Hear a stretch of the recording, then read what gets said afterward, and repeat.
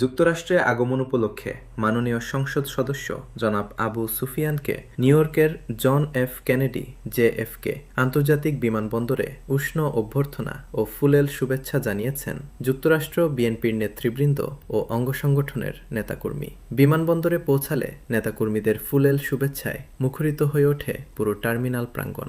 এ সময় দলীয় নেতাকর্মীরা প্রিয় নেতাকে কাছে পেয়ে আনন্দ প্রকাশ করেন এবং প্রবাসে দলের সাংগঠনিক অবস্থান সুসংহত করার প্রত্যয় ব্যক্ত করেন।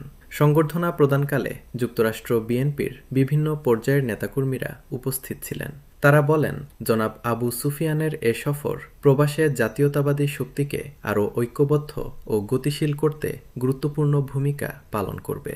এ সময় উপস্থিত ছিলেন বিএনপির জাতীয় নির্বাহী কমিটির সদস্য জনাব মিল্টন ভূঁইয়া, জিয়া পরিষদের কেন্দ্রীয় সহসভাপতি শামসুল ইসলাম মজনু, স্বেচ্ছাসেবক দল প্রাক্তন কেন্দ্রীয় আন্তর্জাতিক সম্পাদক মাকসুদুল হক চৌধুরী, চট্টগ্রাম জাতীয়তাবাদী ফোরামের সভাপতি তারিক উল্লাহ দীপু ও উপদেষ্টা অ্যাডভোকেট খায়রুল বাসার, নিউইয়র্ক সাউথ বিএনপিআর সাধারণ সম্পাদক বদিউল আলম, জাতীয়তাবাদী ফোরামের প্রাক্তন সভাপতি নাসিম আহমেদ প্রমুখ।